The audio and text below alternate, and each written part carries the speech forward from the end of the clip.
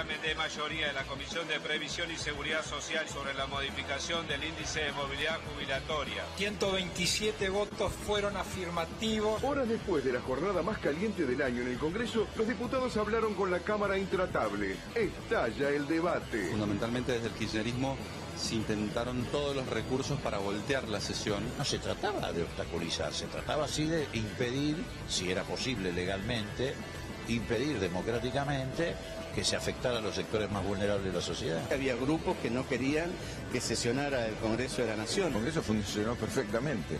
Eso demostró que si tienen quórum no hay ningún problema en funcionar. No se resuelven las leyes a los tiros, se resuelven sentándose en la banca y dándole cara.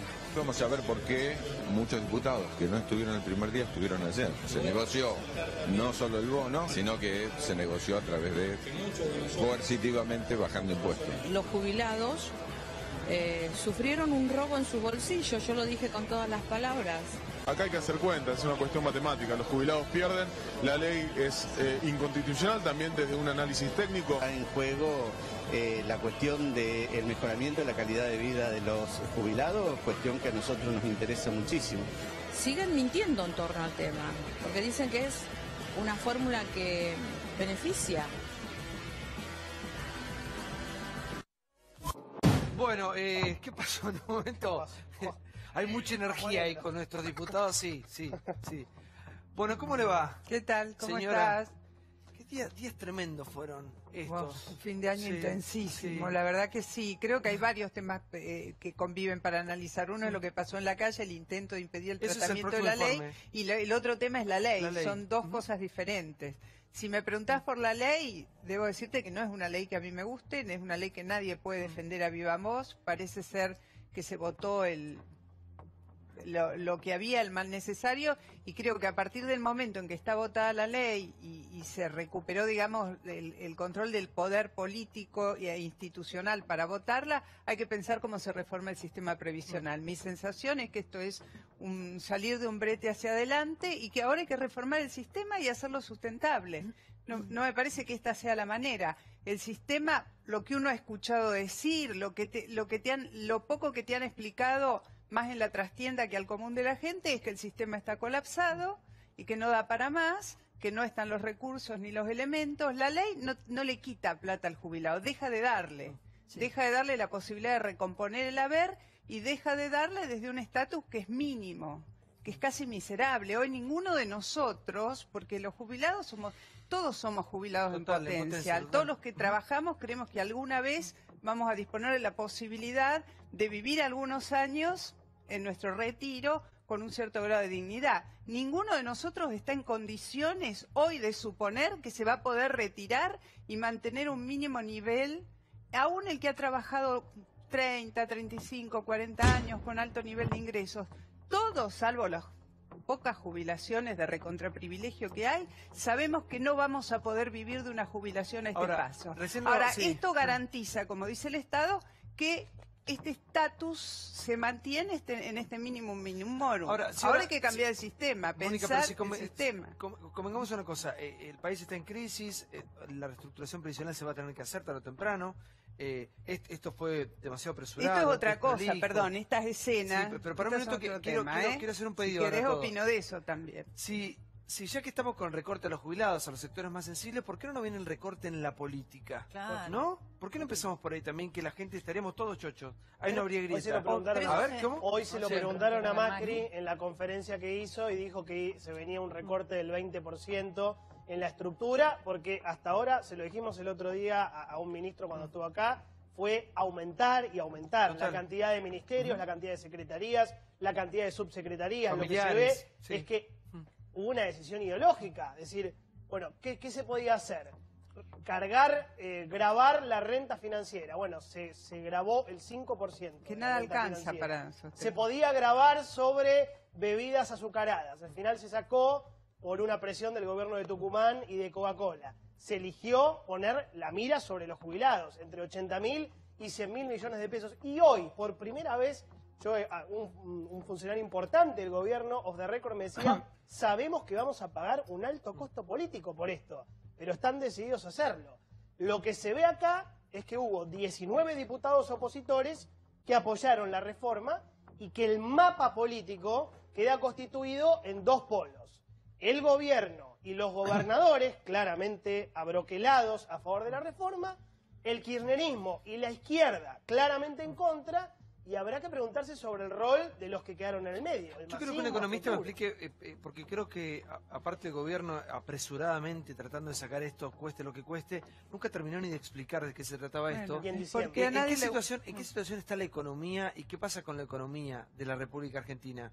Porque acá el tema es que no se genera, no hay trabajo, no alcanzan los fondos y se recortó por lo más fino, pero... Argentina tiene una situación fiscal muy complicada, o sea, quiere decir, los ingresos son superiores a los egresos y hace mucho tiempo, mucho tiempo.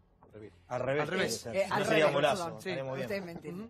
El punto es que como el Estado gasta tanto, y los recursos no son suficientes, el punto es que vas grabando impuestos. ¿Qué es lo que hizo el gobierno anterior? ¿Cómo se financiaba? Como no tenía mucho acceso a financiamiento exterior, se financiaba con una carga tributaria, poniendo impuestos, y con el impuesto inflacionario. Y de esa manera, imprimir. Claro, la maquinita de imprimir. Eso, este gobierno está tratando de bajarlo a través del financiamiento externo. Pero no alcanza. Cuando quiere bajar un poco de impuestos, o poner impuestos a otros sectores, vienen todos a tocar el timbre, como fue el caso de las bebidas azucaradas o como es el caso de los vinos. No, a mí no me toques, a mí no me toques, a mí no me toques. Pero el gobierno cedió. Ante los bodegueros cedió. Pero ¿por qué el gobierno cede? Bueno, pero porque ahí hay un argumento. ¿Por qué el gobierno cede? Porque necesita el apoyo de los diputados, de esos gobernadores. Ahora, indudablemente que la caja más grande, Santiago, la más grande, la que más plata le cuesta todos los meses al Estado, son los jubilados, las asignaciones universales por hijo y las pensiones. Entonces, indudablemente recortó del lugar donde, primero, es donde más se gasta, y segundo, es donde menos pueden protestar. Santiago, Lombardi, buenas noches. ¿Qué tal? ¿Cómo estás, Santiago? Lo escucho. No, primero una cuestión que me parece una reflexión muy pertinente que hacías cuando introducías el programa. ¿Qué hacemos con el gasto político? Yo hoy tengo, la verdad, una enorme alegría. El presidente de la Nación firmó el decreto 1052, donde derogamos que todos los directores del directorio de Radio y Televisión Argentina tenían rango y sueldo de secretario de Estado. Los había nombrado el expresidente Kirchner por el decreto 91 del 2010, y hoy lo derogamos. Es decir, 7 secretarios de Estado menos, porque eso es gasto de la política. Y cada cual tenía a su vez la designación de una planta de asesores, que también derogamos con una resolución del directorio hace un mes. Quiere decir que vamos derecho sobre el costo de la política. Eso significan ahorros importantes, un ahorro de 50 palos. Siempre hay que ahorrar cada mango. Pero en este caso, ¿por qué teníamos pensar 7 directores con rango de secretario de Estado, para que la gente que nos escuche sepa, ganan más de 150.000 pesos cada uno? Y obviamente hubo que esperar que vencieran sus mandatos el 10 de diciembre, porque si no se llegaba a estas argucias legales. Terminado el mandato el de diciembre, los nuevos directores que asuman serán ad honorem. Y esto me parece que es nada de esas cosas que uno dice cuando actúa. Y recién dijimos, obviamente tengo toda una reflexión se hacer sobre el tema previsional, pero cuando uno actúa y hay mucha gente que no está todavía en Argentina pasándola bien, bueno, uno tiene que actuar claramente sobre los privilegiados. Ahora, y sobre los privilegios. Hernán, a mí lo que me preocupa es que seguimos todavía con un 30% de pobres, y la política no ha hecho su ajuste. Bueno, te estaba mostrando justamente... Sí, pero eso no, y por decir, cada cual, y el gobierno tiene un compromiso. Bueno, 7 secretarios de Estado menos, ¿eh? Bueno, pero de un solo decreto. Años también. Sí. Bueno, no, pero te explico ese punto. Porque hay leyes, en particular la ley de medios, que tenías que esperar que venciera. Los mandatos. Eso lo entendí y está claramente explicado. Pero, por ejemplo, hoy sí hubo un gesto en la provincia de Buenos Aires. La gobernadora Vidal se aprobó en la legislatura, a pesar de que allí en La Plata también había alguna tensión, jubilaciones de privilegio y demás. Ahora, yo sé que el número es quizá comparado con los casi 100.000 millones de los que se habla del ahorro fiscal en relación a los jubilados, casi simbólico, pero la sociedad necesita ese gesto. Sí. El gobierno, desde que asumió, nombró en la planta pública mayor cantidad de gente. Hay el otro día el propio presidente lo dijo, de choferes, de custodios, de asesores, de secretarios, 600 millones de pesos por un lado, 600 millones de pesos por el otro. Son cifras muy menores comparadas con estas otras de las cuales estábamos hablando de los sectores más vulnerables. Pero es un gesto que la sociedad necesita, porque si no la única que ajusta es la clase media, que además es el núcleo duro de los votantes de Macri, o los sectores vulnerables, como en este caso los jubilados. Sí, ¿no? Santiago. Sí. Perdón. Lo de los gestos es cierto, es muy importante estos gestos. No hacen a la masa crítica del dinero que hace falta para sostener todo el sistema previsional y todo esto de lo que estamos hablando. Hoy, el sistema previsional, incluida la asignación universal por hijos, la inversión social, y hablo de inversión, no de gasto social, la inversión social se está llevando, dicen, entre el 60 y el 70% del gasto del Estado. Es 50. ¿Cómo? Solo jubilados el 52% y el resto se lo llevan las pensiones, las asignaciones, etcétera, etcétera. O sea que no va a quedar nada para el resto porque esto, dicen, crece de manera exponencial y en los próximos 5 años estaremos en el 75, en el 80 de todo lo que se produce para asistir a todos estos sectores que son millones de personas. Ahora, ¿por qué nadie dice con crudeza y con todas las letras, le explica a la gente, el presidente, los ministros, que la situación es de este nivel de gravedad? ¿Por qué van con que un poquito más, un poquito menos? ¿Por qué no explican cómo llegamos hasta acá? Mira, yo creo que obviamente todo se explica en las posibilidades. Coincido que siempre tenemos que explicar más. A ver, vamos a empezar, siempre empecemos por qué se puede mejorar. Se puede explicar más y mejor las cuestiones. Nosotros creemos, por ejemplo, que esta idea de que a partir de ahora los aumentos a los jubilados sean trimestrales y que estén directamente vinculados a la inflación, nos va a permitir además, a una cosa que nadie dice, vamos a una reforma tributaria. Esa reforma tributaria, porque nosotros queremos que el país crezca. Acá la única forma es crecer y generar trabajo de verdad. Esa reforma tributaria implica baja de impuestos. Si hay baja de impuestos con el sistema anterior como teníamos, necesitábamos cambiar de sistema. ¿Qué mejor sistema que no te deteriore frente a la inflación, en todo caso que se mejore? Pero partimos de muy abajo, Hernán. Sí, a ver, partimos de muy abajo. Eugenio Semiño es defensor de la tercera edad. ¿Cómo le va? ¿Qué tal? Escucho, por favor. Con todo respeto, me parece que no es en relación a la inflación, desde el punto de vista técnico. La inflación de la canasta del jubilado no tiene que ver con el rango general de inflación por las particularidades de la canasta. Yo creo que acá se viene discutiendo hace 20, 30 días una verdadera falacia. Acá se tomó una decisión de política económica que es trasvasar fondos con otro destino de la seguridad social. Esto es viejo como son viejos los gobiernos en la Argentina. Los que tenemos algunos años lo vimos, se le puso distintos nombres y demás. El planteo, después de discutir los puntos de la fórmula, en realidad termina siendo perverso, con todo respeto lo señalo, porque lo que estamos viendo, estamos discutiendo sobre 3,5 millones de personas que perciben 7.200 pesos y discapacitados que perciben 5.700 pesos. Vale decir que es como discutir con respecto a alguien que tenemos en cueros en la Antártida si le ponemos una camiseta o dos. Se nos murió de frío. Digo, entonces, esto es una discusión dramática que hay que dar. Yo lo digo sin ningún expertise político, hago asistencia a la tercera edad hace 40 años y hago también laburo académico de gerontología. Eugenio, te quiero hacer una pregunta con respecto a ese punto que vos marcás. Desde que yo tengo uso de razón, los abuelos estuvieron muy mal. Acá no tenemos que discutir. Esto es la espuma, digamos, del problema, es la parte de arriba. Acá el problema es tan tremendo, tan de fondo, y me parece que nos debemos un debate como sociedad tan profundo, que ¿crees que se lleve adelante en algún momento o va a quedar en esto? Mira, yo lo vi, lo presencié y fui parte de debates en otros países. El Pacto de Toledo en el 94 en España, se sentaron desde el PP, Partido Liberal, con un concepto de economía de mercado, e Izquierda Unida, Aznar y Anguita, con las autonomías y demás, y buscaron el punto de interés común, más allá de preservar sus ideologías, intereses. Los liberales, ¿qué decidieron? Que los jubilados podían ser fabulosos sujetos de consumo, porque disponían de tiempo. Había que ponerle salud en el cuerpo y plata en el bolsillo. Hicieron toda la conversión de las monedas al euro. Acá, en los mismos tiempos, nuestro mercado se restringía en consumidores y hoy el jubilado en Argentina, por no consumir, no comer lo suficiente, no tener la atención necesaria, pasa a ser un objeto a ser consumido.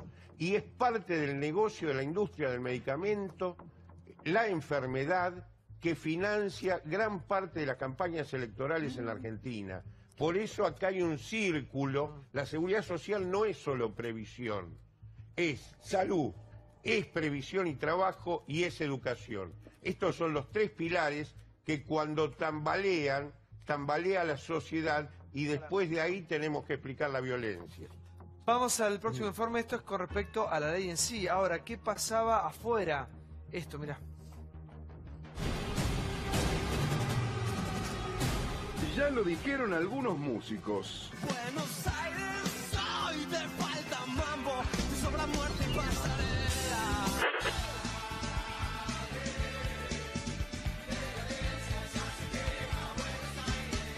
Pero parece que no aprendimos nada.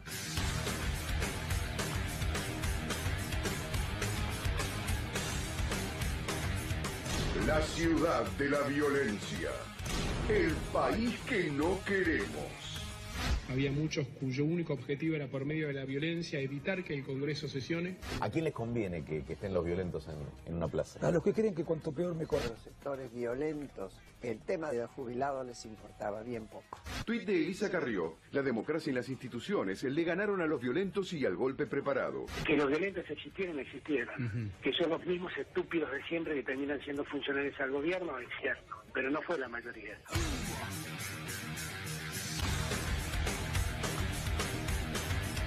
Una violencia inusitada, desproporcionada, creo. Sorprendió mucho esta imagen. Se expone a que le pida la orden de detención y se la pidieron. Sebastián Romero, que fue precandidato a diputado por el Partido Socialista de los Trabajadores Unificados.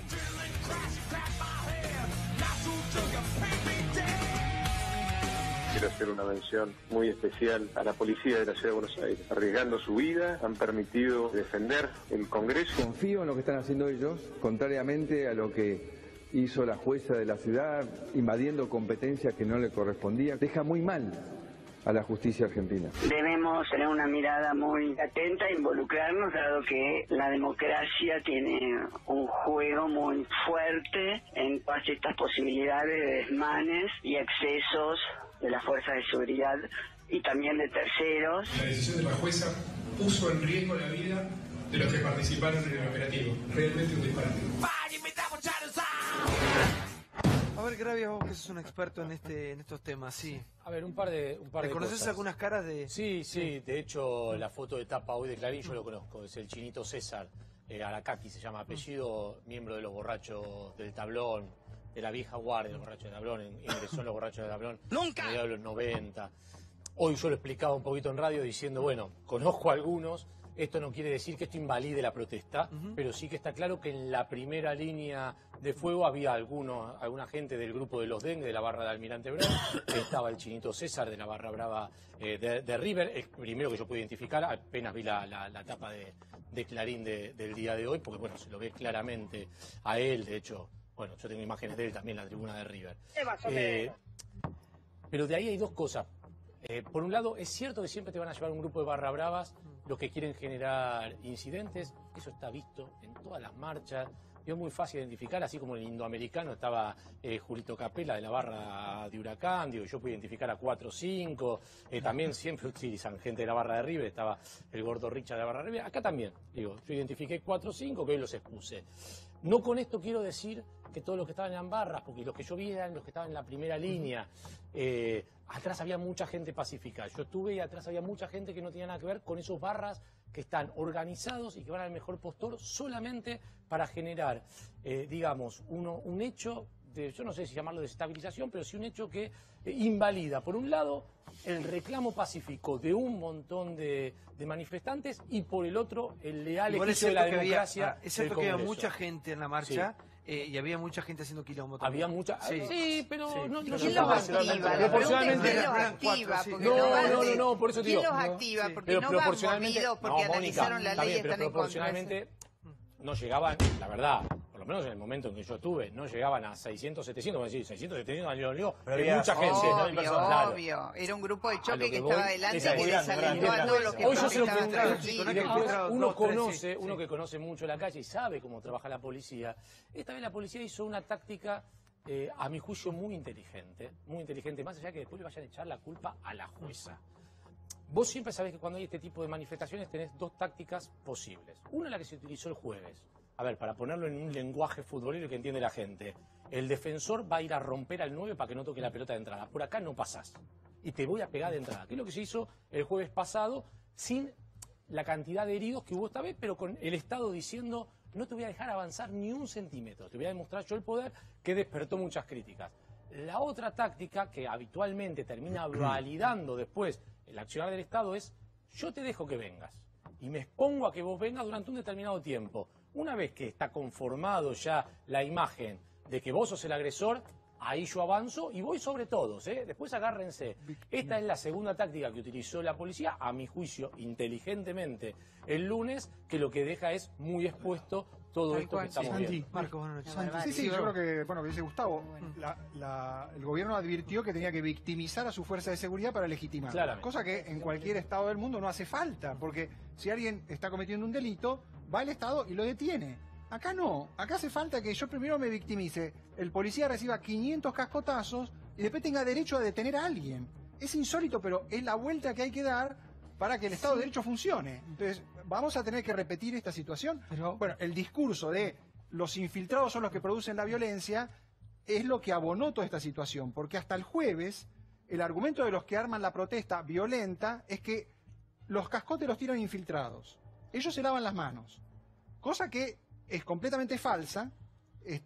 Ellos fomentaron y muy activamente el jueves una situación de escalada de la violencia sin ningún límite, y obvio que la policía quedó expuesta. A ver, los que yo identifiqué no son infiltrados, justamente. No, por eso. Es gente que ha trabajado siempre. Son gente que trabaja en la política. Lo más radical del trotskismo y gente que ha trabajado para el Frente para la Victoria en La Matanza. En general son los mismos que en su momento, quizás ustedes recuerden, cuando Massa hizo una caravana por La Matanza, ¿recuerdan que le tiraron con una gomera? Bueno, es esa misma gente. Digo, no estamos hablando de gente infiltrada, sino gente llevada específicamente. El asunto de los infiltrados lo que pasa es que ahí lo que, para mí la responsabilidad, aunque no les guste, recae sobre los organizadores de la movilización. Siempre recae sobre el organizador de la movilización. Dos cosas, o varias cosas. Porque es terrible esto, digamos. Primero, un punto de vista institucional. No perdamos de vista en la anécdota institucional.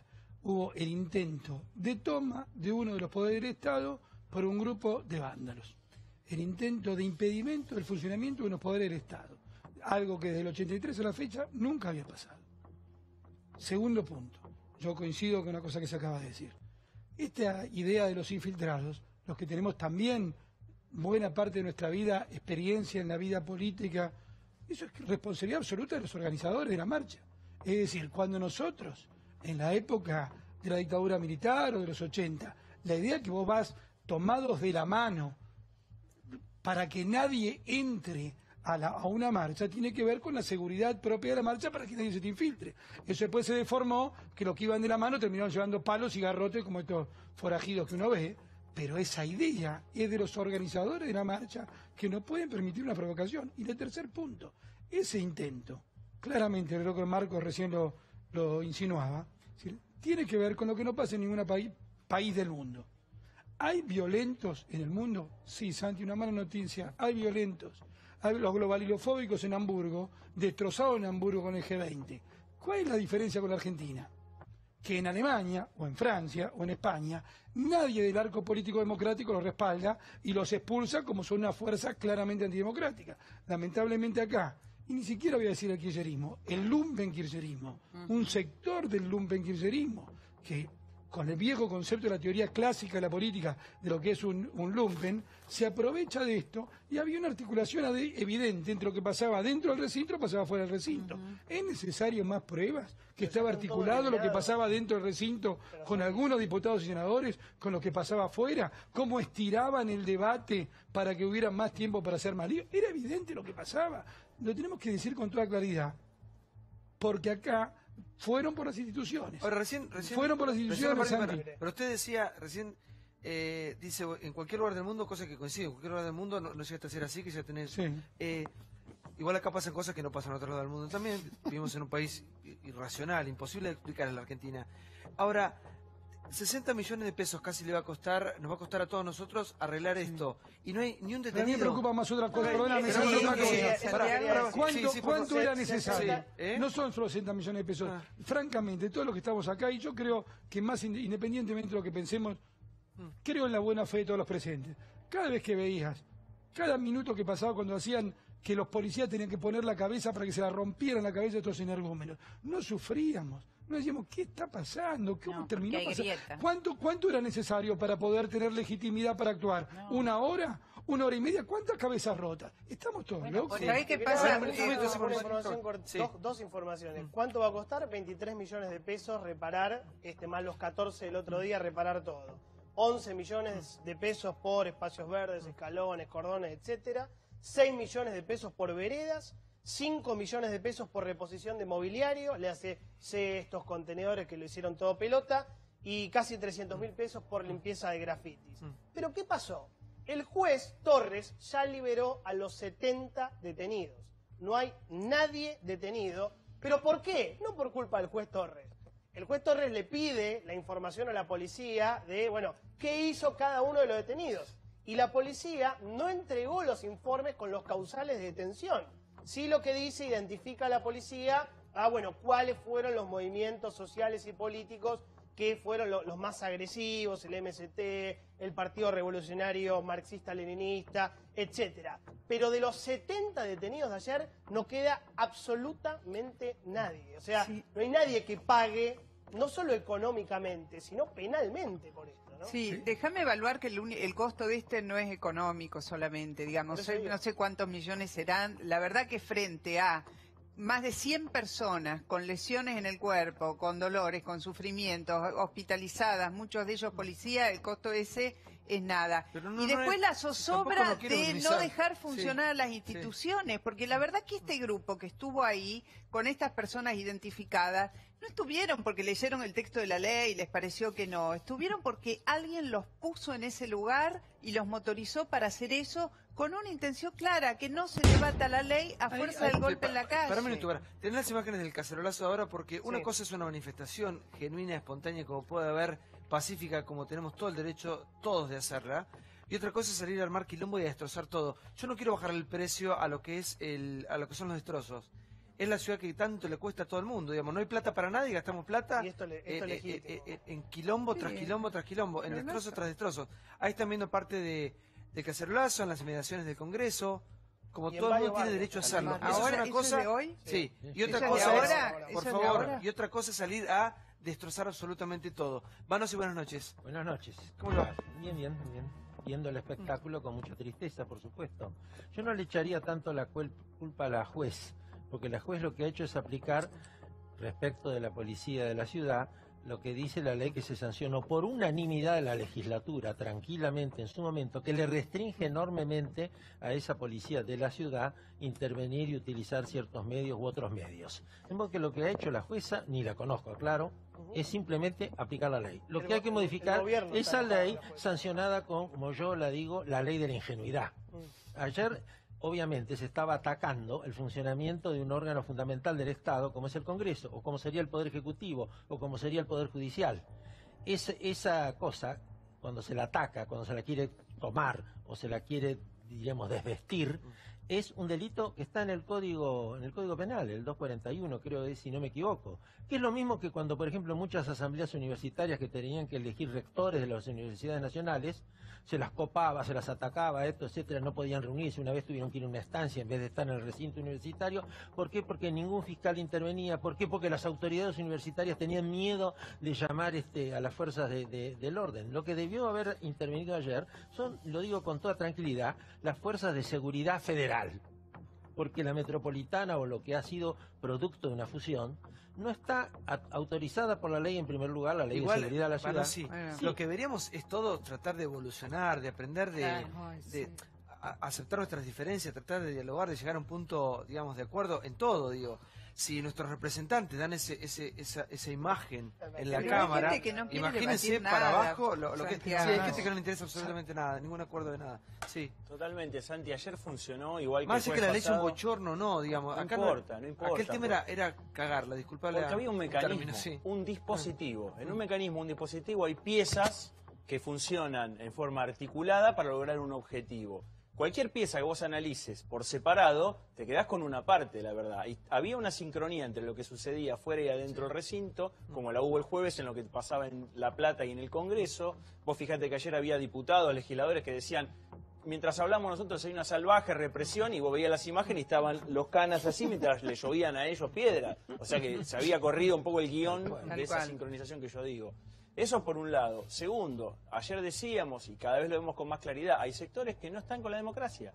Y que la democracia necesita saber cómo va a operar frente a ellos para autodefenderse. Me parece que es más serio de lo que parece, y en ese juego entran las fuerzas de seguridad federales, locales y sobre todo la justicia. ¿Por qué el juez? Porque hay un detalle, lo que contó Johnny muy bien, del juez Torres. Es verdad lo que dice, Torres dice eso y tiene jurídicamente toda la razón. Ahora, lo que sucede en estas manifestaciones, cuando vos no tenés por lo menos información o inteligencia previa, que tenía mejor Gustavo Gravia, que se ve que todo el Estado argentino, de quienes estaban... Acabo de chequearlo, me dice, pasame los nombres porque no los tengo. Bueno, ahí tenés. Entonces, ¿qué es lo que pasa? Los policías, que encima se dejaron apedrear durante 3 horas, van capturando a la gente. Pero la imagen del que está tirando con el mortero, del ese sí, a ese lo ubicaron. La ubicamos porque la pusimos los periodistas, los camarógrafos, nuestros compañeros fotógrafos, camarógrafos estaban ahí. No, está prófugo. Está prófugo. ¿Cómo le va? Mucho prófugo, sí. ¿Cómo le va, Néstor? Bien. ¿Cómo escucho, por favor? No, a mí me da tristeza todo esto, porque se corre el eje de la discusión. Acá... los compañeros, no sé cómo llamarlos, cambiaron el eje cuando había 200, 300.000 personas esperando de que haya una ley justa y que sea favorable a los jubilados. Y esto, yo por ejemplo, estuve en la plaza, estuve adelante de todo. ¿Estuviste ayer y cómo estaba la cosa? ¿Dónde estabas vos? No, estaba bastante picante. ¿Estuviste en el peor momento, a la tarde? Estuve en el peor momento con unos compañeros. Y no es, por eso te digo, no es que estuvo organizado por el kirchnerismo ni nada, porque había discusiones ahí de que basta de tirar piedra porque queremos expresarnos tranquilamente, pero en paz. Compañeros entonces, y después, por ejemplo, y es verdad, yo tengo que decir algo sinceramente, todo lo que nosotros movilizamos casi 400 compañeros del subte, y nosotros deseamos que por lo menos digan se suspende la sesión para discutir algo más tranquilo. No, al contrario, en un momento, yo estaba a las 9 de julio con los trabajadores del subte, estábamos mirando una tele y decía que se suspendió la sesión. Media hora, sí. Bueno, nos abrazamos contentos todos. Un cuarto intermedio. Un cuarto intermedio, y después, ¿entendés? Entonces, pero te estoy hablando no de la violencia, yo te digo la de la gente que estábamos esperando algo bueno y que nos expresábamos tranquilamente y estuvimos con los compañeros. Ahora, yo repudio toda la violencia esto. Yo la verdad repudio totalmente. Pero después, de verdad, lo que dijo acá el compañero periodista. Acá lo dejaron venir. ¿Cómo? ¿No veían que estamos rompiendo la vereda? ¿No vieron que estamos rompiendo...? ¿Qué pasa? Hay una diferencia. Una cosa que le quería agregar. ¿Vos estuviste cuando fue el tema de Julio Bazán?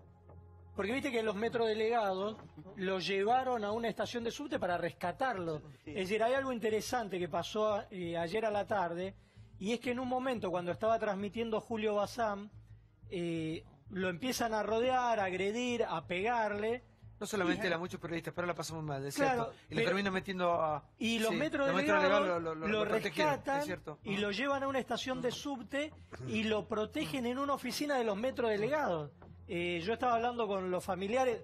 Julio Bazán todavía está internado por los golpes que recibió ayer. Le quemaron la boca. Le quemaron la boca, le tiraron piedras. Me parece que ahí hay que destacar algo que es muy importante, que yo no lo vi en otras protestas, y es que fueron directamente a pegarle a un periodista que transmitía en el lugar de los hechos.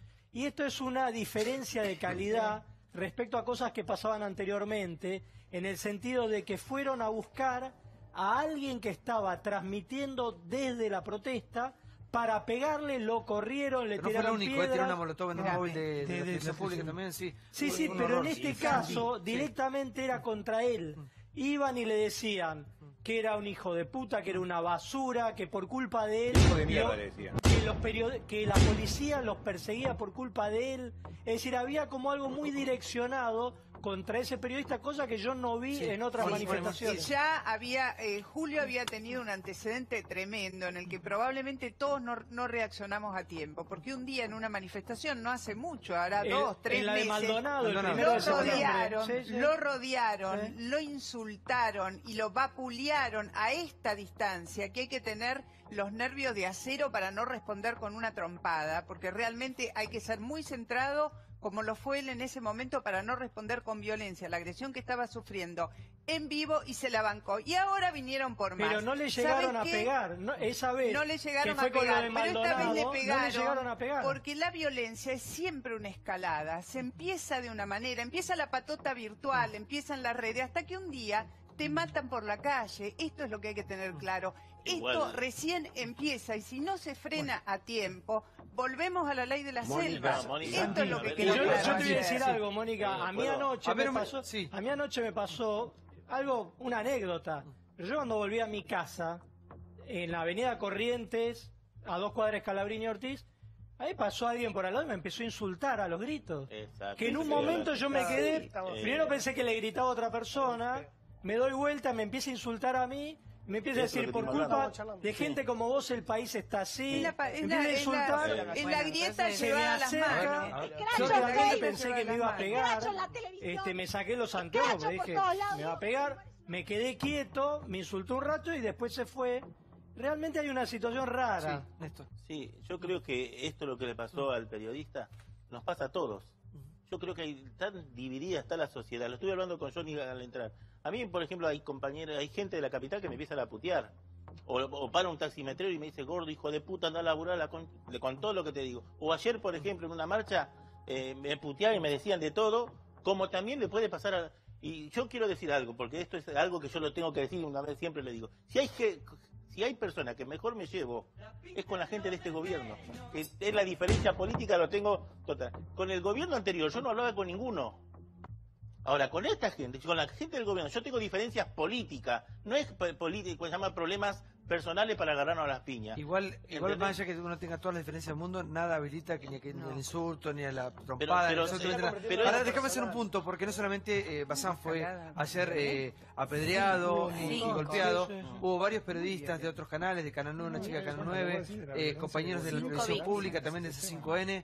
La verdad que fue tremendo el nivel de violencia del día de ayer. Sí, por favor. Sí, yo creo que lo que decía Mónica recién, si la violencia política volvió para quedarse y esto es una escalada, yo creo que hay que someter a una intensa discusión quiénes son los actores políticos que están jugando decididamente en esa opción, los que están fuera del juego institucional, los que han renunciado a competir en las elecciones porque ese juego no les favorece, entonces quieren cambiar el juego. Y atender especialmente también a la zona gris, porque hay una zona, digamos, de ambigüedad, donde un poco coqueteamos con esto, a ver si tal vez nos conviene, ¿no? Y entonces, si la ley no nos gusta, bueno, pudrimos la sesión. Eso también es parte de una situación en la que legitimamos la violencia, porque estamos usando una situación para sacar un provecho que de otra manera en los números no lo logramos imponer. Digamos, a mí me asombró mucho la actitud de la CGT, muy razonable, de bajar la intensidad del conflicto, levantar el paro, porque en la práctica levantaron el paro con la decisión de la UTA, y hablar claramente de la violencia y no de la represión. Ahora, no me gustó nada la actitud del masismo. A mí me parece increíble lo que hizo el masismo de escalar la confrontación y no hacerse cargo de lo que estaba pasando en toda la ciudad.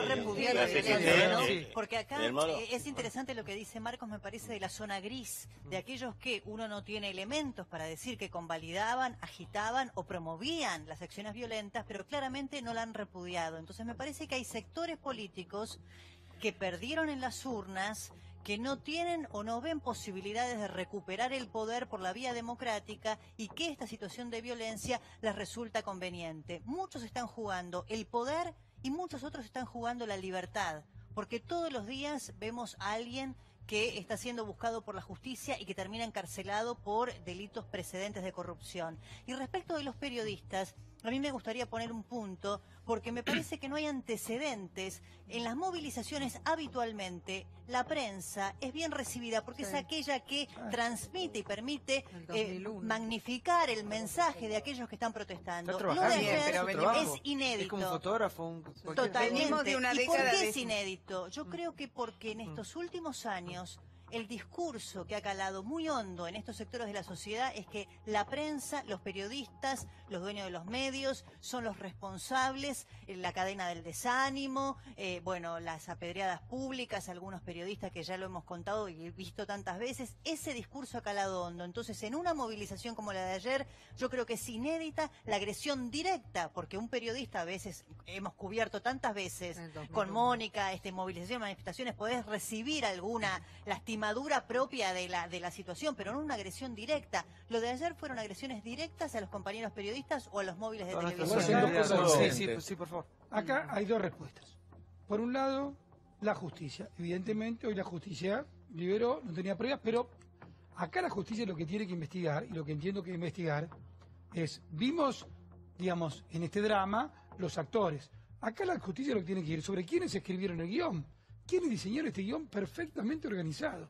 Y yo creo que la justicia va a ir sobre quiénes escribieron este guión espantoso que vimos ayer. ¿Cómo bueno, saberlo? Evidentemente, sectores de la política. Yo diría, obviamente tengo una hipótesis de los sectores de políticas desplazados del poder, pero no minúsculos grupos ultraizquierdistas. Esto es utilizado por esta nueva, y esto sí lo puedo decir porque esto no es justicia sino opinión política, por esta estructura entre que lo que articula el kirchnerismo lumpen con los barra bravas de la ultraizquierda. Es un punto que es la justicia. Y por otra parte, desde el punto de vista de la política, y tomando un poco lo que se decía recién, requiere la moderna democracia argentina una drástica condena de todos los sectores, por lo menos los sectores parlamentarios. Es decir, señores, esto es una porquería con lo cual nadie va a meterse. Pero requiere que todos se expresen. No se puede utilizar esto ambiguamente y a veces cuando me conviene adentro, a veces cuando me conviene afuera. Lo que pasó fue una atrocidad y sería muy saludable y muy bueno para el sistema que todos los sectores del arco político democrático, insisto, por lo menos los que tienen representación parlamentaria, digan de esto no queremos comer. La Argentina nunca más quiere comer la violencia política. No fue pésimo con esto. También sería democracia. Los escuché a todos y con mucho respeto y espero expresarme con la tranquilidad necesaria para que entienda mi postura. Discúlpenme. Tengo que disentir con la gran mayoría, con el enfoque y el análisis que hacen de todo, de poner el enfoque a la situación, a la oposición, a los violentos. Digo, es momento, de una vez por todas, que este gobierno se haga cargo de la situación y de la crisis que estamos viviendo, de que no garantice la paz social, de que no tome medidas en beneficio de las mayorías, de los sectores más populares, de los más necesitados, de los más débiles, como son los jubilados. Es un proyecto de país que es para pocos y es para los que más tienen. Eso genera esta violencia. Si el gobierno, como mínimo, hubiera parado la pelota, hubiese escuchado que afuera había cacerolas de gente que los votó, que los decepcionaron, y hubiese dicho, la verdad no podemos avanzar con esto. Con todo respeto, Perdón, Lombardi. Vamos a parar la pelota, vamos a dejarlo para más adelante, lo vamos a discutir, lo vamos a explicar bien, los vamos a convencer, se lo vamos a fundamentar y no las apuradas. Esto es producto del apuro y del arreglo de apriete, de extorsión que han hecho con los gobernadores. Pero digo, lo de ayer dejó en offside al operativo de la semana anterior. Hay que investigar qué pasó en la semana anterior, porque fue brutal lo que han hecho. Y hubo también excesos en esta manifestación. Por último, ¿en qué momento? Recién Lombardi hablaba de minorías orquestadas, lo mismo que dijo el presidente, porque seguramente tendrán un libreto que repetir en todos los medios de forma parecida. ¿En qué momento llegará la autocrítica? ¿En qué momento verán la realidad y dejarán de negar la realidad? Le puedo aceptar el 5% de violentos que ayer fueron muy violentos y me dan mucha bronca porque deslegitima la verdadera protesta. Yo fui también, Lombardi. Y yo estuve en la retirada cuando el resto de las movilizaciones políticas decidieron dejar el lugar de los violentos e irse a la 9 de julio para no quedar pegados con los violentos. Y eran cientos de miles de personas. No subestimen al pueblo, como tampoco subestimen al que a la noche, en familia, con chombita, en ojota, salió a tocar la cacerola, gente que los había votado. Anoche, en todo el país, Santi, y ahora también, digo, no subestimen, no hablaron nunca los caceroleros. El peor argumento que podés dar, pero el peor, y la peor para esta elección, es decir, porque una ley que no te gustara está justificando, pasó esto. Eso es lo peor, y te lo digo fraternalmente, es lo peor. ¿Es su opinión? Sí, claro, sí, claro. No, por supuesto que no es la tuya. No es mi profesor. Por supuesto que no es la tuya. Es su opinión. Por supuesto que no es la tuya. Es el peor argumento que podés brindar. En función de una ley que no le gusta a alguien, justificar esta barbarie que viste es lo peor. Es lo menos constructivo que puedes hacer. Te lo digo fraternalmente, nunca más lo hagas, porque estás justificando... No sanciones más leyes. ¿Puedo hablar? No te interrumpí nunca. No te interrumpí nunca. Por favor, no te interrumpí. Adelante, no me indiques. No te interrumpí. No me diga lo que tengo que hacer, nada más. No, siga, que siga interrumpiendo. Por favor, adelante, sí, disculpe, vamos. Lo peor que se puede hacer es en función de una diferencia política como acabas de hacer, justificar la violencia. Es terrible lo que te pido, pero te lo pido porque en función de que todos los argentinos tenemos que seguir viviendo y conviviendo en paz. Y la paz es el elemento básico, la convivencia para el progreso social, para el debate, para la discusión, la paz. Tenemos que condenar bestialmente la salvajada. Y si vos estuviste presente, estuve presente en muchas marchas. Lo que corresponde es decir, señores, sacarles una foto y tratar de colaborar con la justicia para que vayan presos. Eso es lo que debió haberse hecho, lo que debiste hacer. Sí, un minuto. ¿Sabés qué pasa? Creo que hay que diferenciar, por un lado, toda esa cantidad de gente, que son cientos de personas que fueron con la específica tarea de llevar adelante un proceso de destrucción de todo lo que había. Entre paréntesis, nadie habla de que habían 2 glorietas que tienen 110 años de mármol de Carrara que son irrecuperables y que las hicieron pelota y que eso no hay valor para darle cuánto valía eso. Es una cosa que estuvo siempre y que ya no está más y que no va a poder estar más. Pero fuera de eso, ese señor que estaba con esa barba tumbera, que se llama Romero, hay una foto que está con Del Caño y con Pitrola. Es decir, que la misma gente que habla que no cree en la democracia burguesa, pero que al mismo tiempo se presenta a elecciones para poder tener algún puesto y poder usar las dos cosas, este es exactamente el ejemplo, lo que han hecho. Es decir, por un lado están en el Congreso y por otro lado desde afuera están haciendo lo que están haciendo.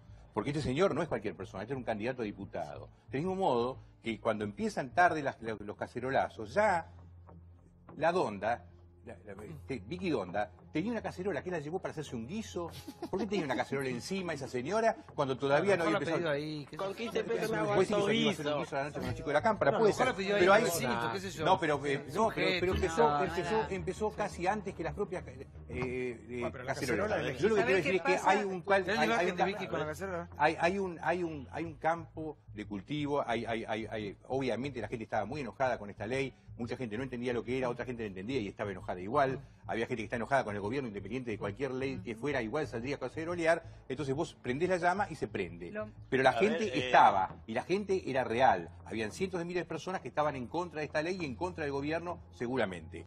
Pero también es cierto que muchos caceroleros eran caceroleros móviles, se bajaban de un colectivo colorado, que yo lo vi, se bajaban, caceroleaban unas cuantas cuadras, se subían de nuevo y se iban a otro lugar. Yo lo vi. Perdón, en mi casa, cuando estaba llegando a casa de acá, cuando llegué de acá, de la casa, me corrieron, me tuve que meter en mi casa, menos mal que estaba al lado. Cuando me reconocieron, empezaron a gritar, a putear, me tuve que meter adentro de casa. Esos chicos no eran caceroleros comunes.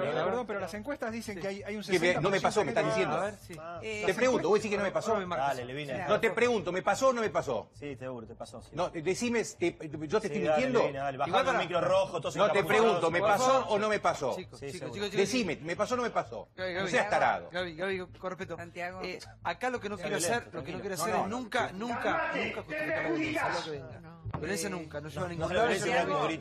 Por favor. Ayer los que estábamos en pantalla, mientras esto empezaba a ocurrir en vivo, muchos de los que estábamos, no digo todos, discriminamos muy bien que los legítimos manifestantes, los que iban a expresarse en contra de la ley, se fueron retirando frente al avance de la violencia.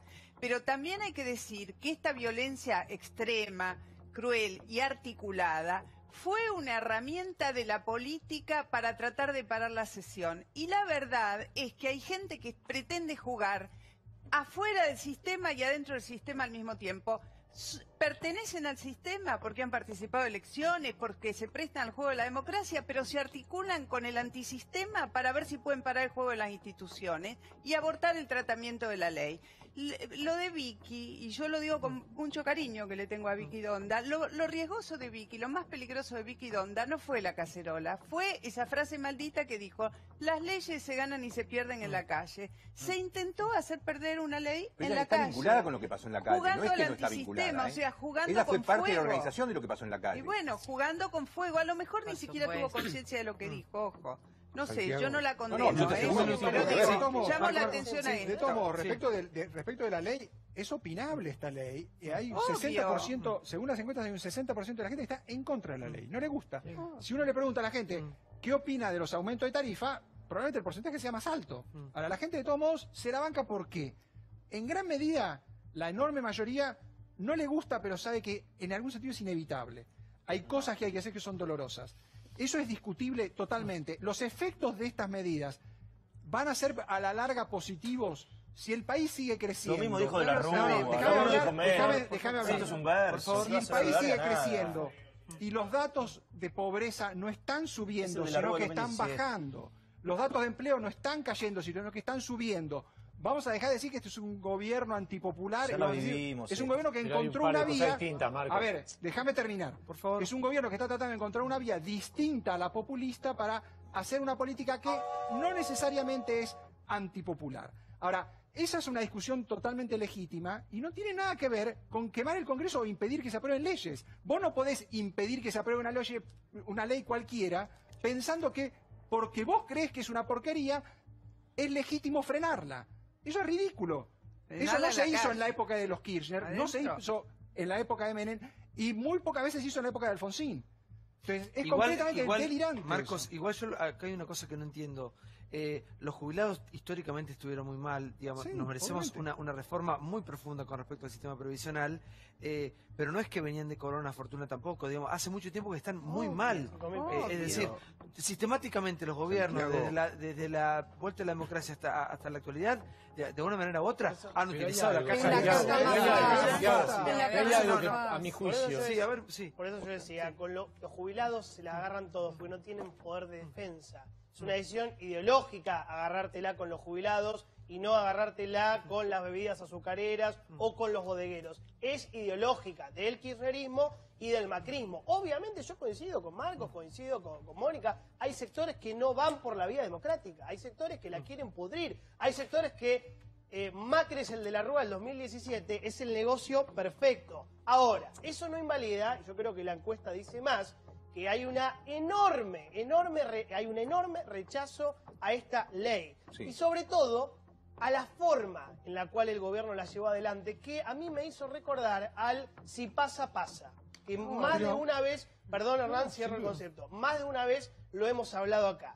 Lo hicieron cuando nombraron a 2 jueces de la Corte Suprema. Tuvieron que dar marcha atrás, ¿se acuerdan? Por decreto. Por decreto dijeron, bueno, se armó un escándalo, no se podía, si pasaba, pasaba, marcha atrás. Lo hicieron con el tema Correo Argentino. Intentaron perdonarle una deuda multimillonaria al papá del presidente. Se armó un quilombo bárbaro, tuvieron que dar marcha atrás. Lo hicieron con el tema de los discapacitados. En este programa se armó un lío bárbaro y Stanley tuvo que dar marcha atrás. Y con la reforma jubilatoria no iban a dar la compensación de marzo, Carrió y Mario Negri, Carrió de la coalición cívica y Mario Negri del radicalismo, dijeron, guarda que no están bien compensando las cosas, no se está dando el empalme y tuvieron que dar marcha atrás. Yo sentía en todo esto, ya de lo que fue la reunión de comisión, me acordaba de un trabajo de Freud que son los muertos de la guerra. En todo esto, los que son un número y no tienen nombre son los millones de jubilados. Y cuando estamos hablando de esto, estamos hablando de lo que es una raigambre de esto que vemos como síntoma, que es la violencia. Entonces, la gerascofobia, que así se llama al miedo al envejecimiento, es el espejo que le estamos planteando a los jóvenes. Sí. Muchos de los comportamientos tanáticos y violentos en nuestros jóvenes es porque no se quieren ver proyectados en este espejo, que se repite en cuanto a imagen. Lo decían acá los amigos, los jubilados estuvieron siempre mal. Nosotros hacemos la canasta del jubilado hace 10 años, y hace 10 años que no logran los de la mínima llegar a cubrir el 40% de sus necesidades básicas. Ahora están 17.000. Están 17.500 pesos con gasto de vivienda y cobran 7.000. Sí. Y te concluyo, si esto no se transforma, en realidad eso lo vamos a ver en algo que se llama la conducta criminal, que son los flashes de ese miedo, y la posibilidad, si se tiene una mirada holística y no monocular, y perdóname Hernán, del tema, acá se tiene una mirada economicista pura. Che, necesito la guita de acá, la sacamos de acá, los viejos protestan poco, y aparte la seguridad social regenera guita todos los meses. Entonces, si no tenemos una mirada holística, vos fijate, estamos concluyendo una investigación que va a ser sorprendente, pero la adelanto. El Estado argentino, con los jubilados que menos le paga, es con quien más gasta. Es decir, a un tipo que lo tenemos dependiente porque le damos 7.000 pesos desde el Estado, hay programas que gastan en ese hombre 30, 40 o 50.000 pesos para que no sea libre de usar lo que necesita en el bolsillo, programas de asistencia que son municipales, nacionales, obras sociales, que generan corrupción en el medio, generan negocios, punterismo político, que enferman, y si a ese hombre, en lugar de los 7.000 pesos, le damos 20.000 pesos, es autodependiente, vive de sí, se hacen programas orientadores y no se hacen negocios paralelos. Esto está en Internet, esto se hizo en el mundo. ¿Por qué no nos ponemos yo tomo lo que dice Eugenio, me parece un pensamiento muy profundo. Y aparte nos lleva a una discusión obvia entre medios y fines. Es decir, los fines, todos queremos lo mismo. Nosotros creemos, obviamente acá venimos de fracasos intergeneracionales, porque no hay nada peor, como dice el presidente, que pasarle el fracaso a una generación a la que viene, a los que estuvieron y a la que viene. Entonces, fracasos intergeneracionales que nos pasamos de mano en mano. Digo, nosotros creemos que hay que volver a poner a Argentina en la senda de la producción y crecimiento.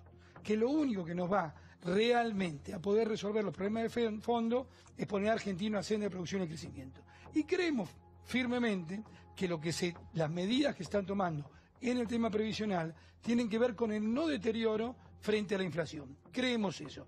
Ahora, por supuesto, como en tantas cosas que decimos, tomando un poco lo que hizo Johnny, sí, corregimos con un bono, porque nos pareció que era mejor para el tema del empalme. Pero tenemos efectivamente esa sensibilidad, pero lo que digo es, en una Argentina de décadas y décadas de fracaso, la verdad que en estos 2 años todo va levantando un poquito, todo va un poquito mejor, y las medidas que hemos tomado demuestran claramente que la Argentina está en un buen sendero. Y déjame que te haga una pregunta. Sí. Yo lo que he visto en este último tiempo, que se coquetea mucho con la idea de democracia, no democracia, como de alguna manera subestimar la historia trágica que vivimos todos los argentinos. Yo te digo una cosa respecto a eso. El otro día repasaba bien la fecha porque no me acordaba. Antonio Tejero entró, lo que llamó el Tejerazo, el 23 de febrero del 81, a punta de pistola a un guardia civil a las Cortes Españolas. Fue un intento de golpe sobre la democracia incipiente. El saldo del Tejerazo, como se dio en llamar, fue que todo el arco político español condenó brutalmente la violencia política y tuvo un alto periodo de acuerdo durante muchas décadas. Quizás tengamos una visión optimista de la catástrofe del otro día, podamos tener esa visión de que cuando estamos tan cerca de la ruptura podemos encontrar que el camino, que la violencia política nunca es una salida, y que vamos contra cosas, porque hay cosas buenas. El Parlamento funcionó. Después a alguno le puede gustar la ley o no gustar la ley. Pero la democracia argentina no se dio ante el chantaje de los violentos. Esto es una buenísima noticia, porque pudo haber pasado. Vamos al próximo informe. Muchas gracias, Eugenio, por estar con nosotros. Una de las noticias del día, los dueños de Indalo, grupo de multimedios por excelencia, y otras empresas más, obviamente que lo mediático es lo conocido, ¿no? Pero son muchísimas empresas con pedido de detención. Detuvieron finalmente a Fabián de Sousa y Cristóbal López. Aún sigue prófugo. Prófugo. Así está la cosa, mirá.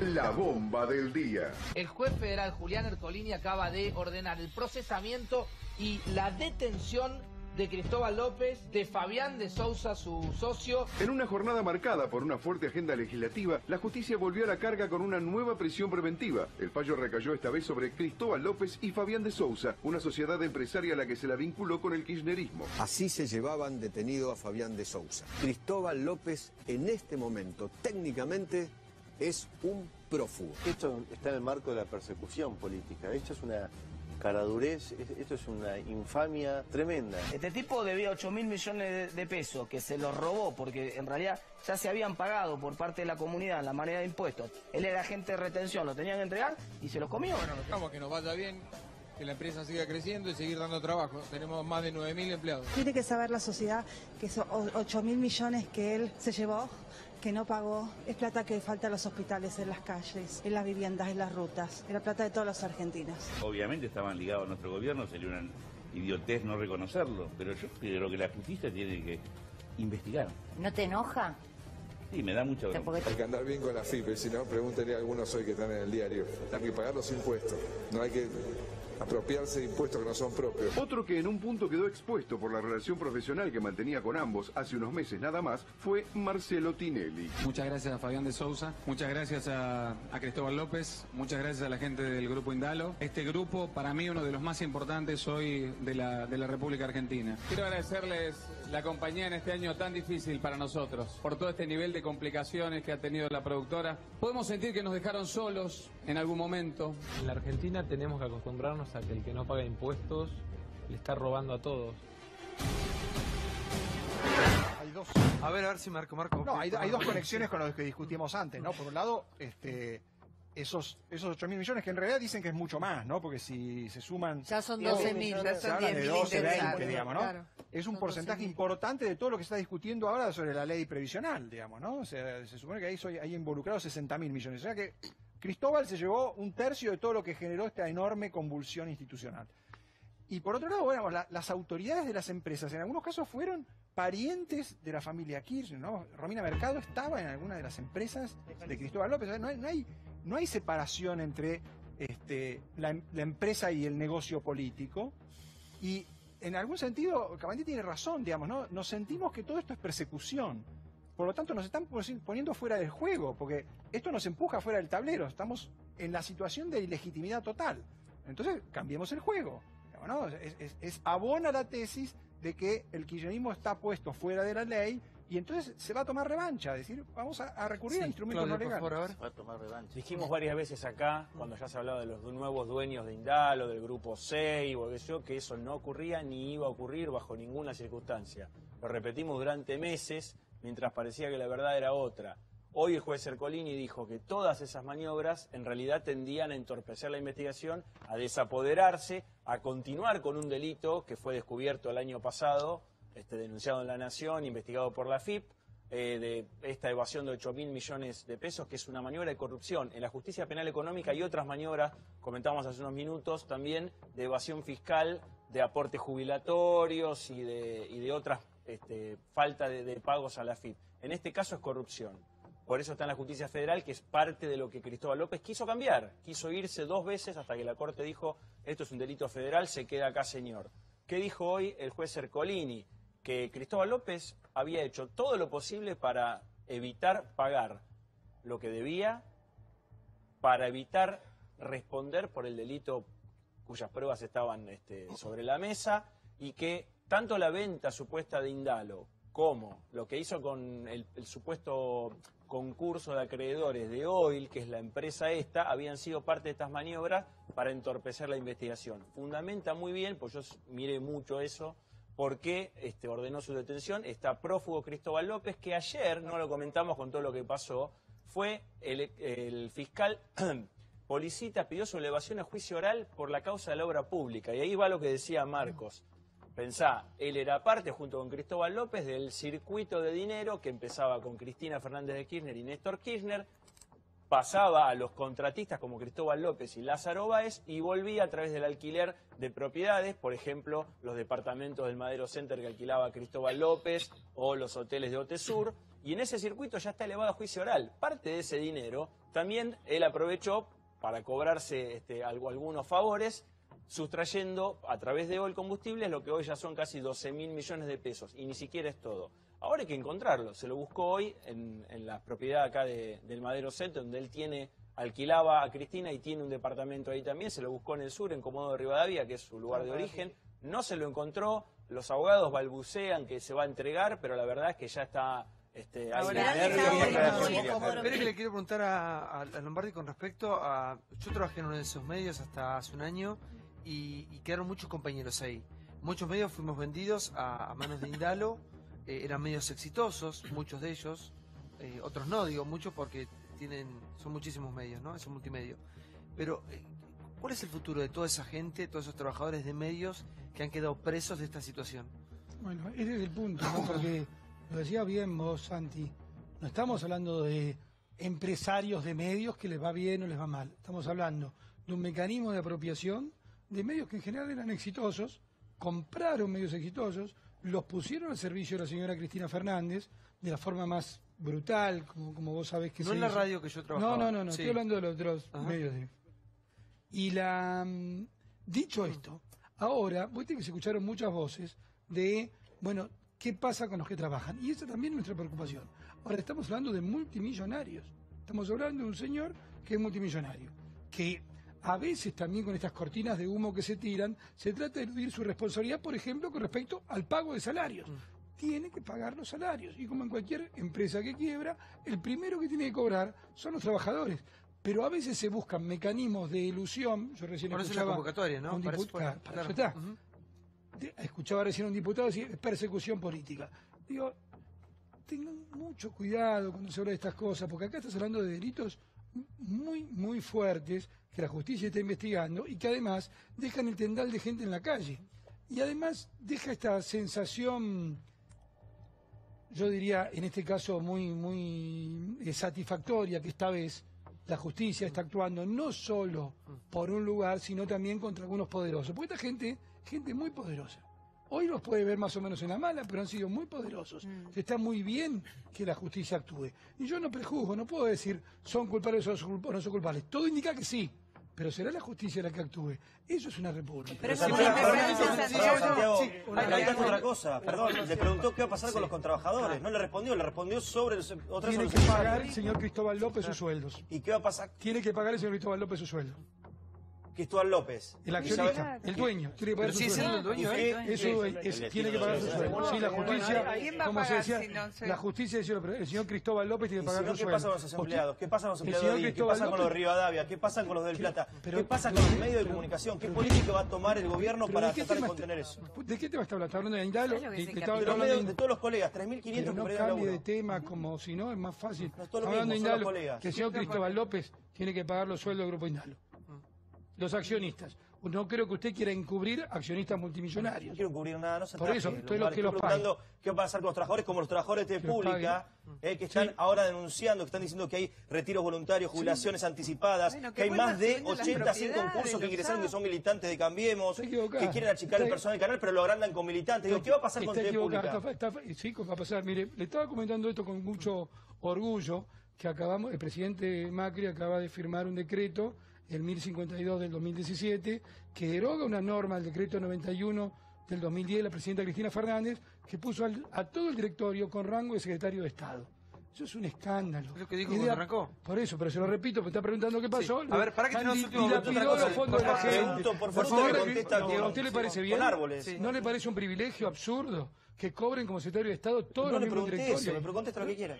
¿Le parece o no le parece? Listo. Me preguntó, le contesté. No contestó. Por favor. La información, Santi, que viene ahora de la justicia es que hay varios operativos en el área de Comodoro Rivadavia, sobre todo en 2 casas en un barrio cerrado y golf club que se llama Arelauquen.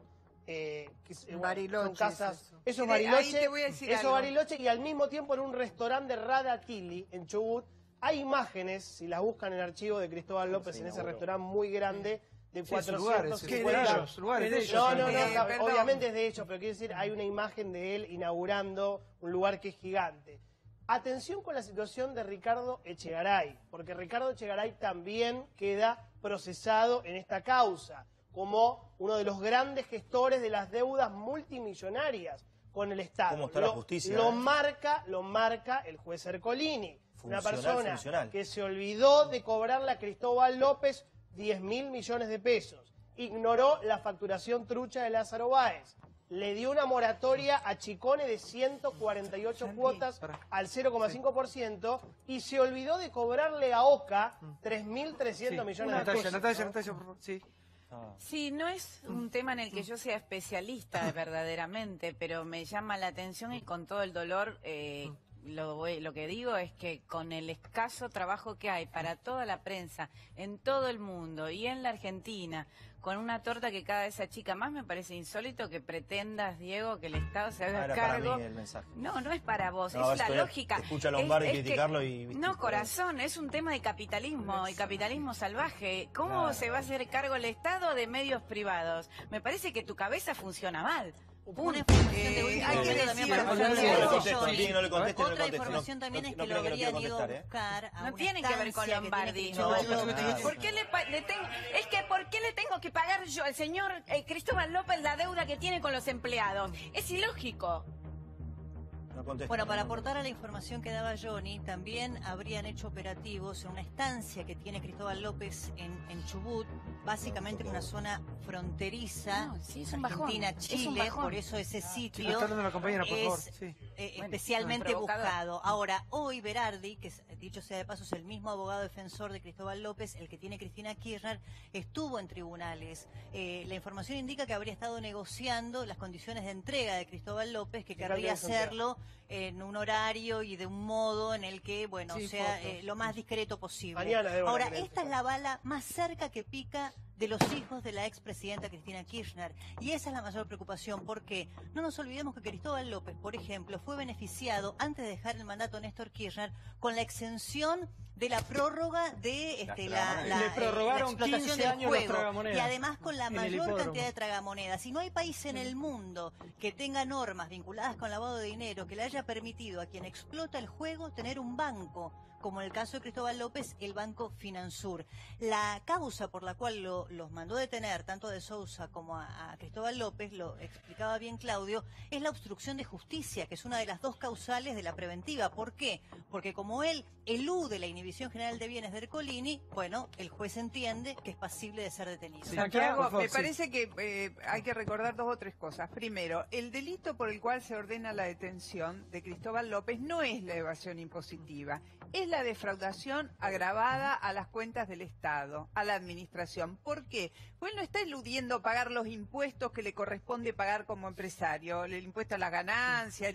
Él está apoderándose, de acuerdo a esta denuncia, de impuestos que pagamos todos cuando cargamos el tanque de nafta, de los cuales es agente de retención, que es muy distinto que dejar de pagar impuestos. Pretender que esto se iba a pagar devolviendo la plata es una fantasía.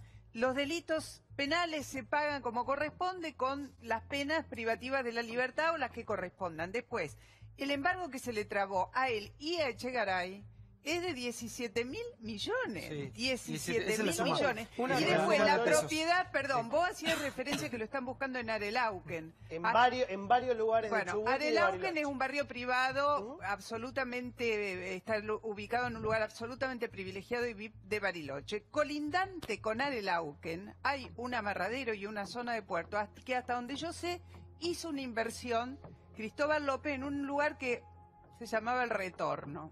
El Hotel del Es un Retorno. hotel, es El una Hotel del hotelería. Retorno. Para hacer un emprendimiento turístico, que no sé si seguirá llamando El Retorno o no. Se sigue una cosa ahí, una cosa que es interesante señalar, que Cristóbal López es un empresario que aprovechó la década ganada. O sea, cuando asume Néstor Kirchner, el año 2003, Cristóbal López tenía 9 empresas. Y cuando terminó Cristina tenía 170. Sí. A mí que alguien me explique cómo pasa de 9 a 170 en 12 años. Como Macri aprovechó la dictadura, claro, se multiplicaron las empresas. No hace falta que lo defiendan a Cristóbal López. No, para nada. No, pero es lo mismo. Si ya tiene abogado defensor, o sea, ¿para qué lo tenés que defender? No lo defiendo para nadie, es la misma situación. No hace falta, porque sabés que los trabajadores que laburan ahí, queda mal que vos lo defiendas a Cristóbal López. Yo trabajo ahí. Por eso queda mal. Yo trabajo ahí. Por eso queda mal. Si vos trabajás ahí, ¿para qué defendés a este tipo que es un estafador? Pero aunque te moleste a tu jefe, que te moleste a vos. Por favor, por eso este país es inviable. Yo quería decir algo antes y viene a tono con esto. Este país es inviable y es una lástima que verdaderamente para criticar a Macri con sus errores y demás y su déficit verdaderamente haya goce en que esto se parezca al 2001. Así no vamos a ningún lado. ¿Sabes por qué es inviable? Porque no puede haber un empresario de primera y empresario de segunda. No puede ser que a Cristóbal López hoy lo estén acusando y todo apunta a Roma. No es de segunda, es un ladrón.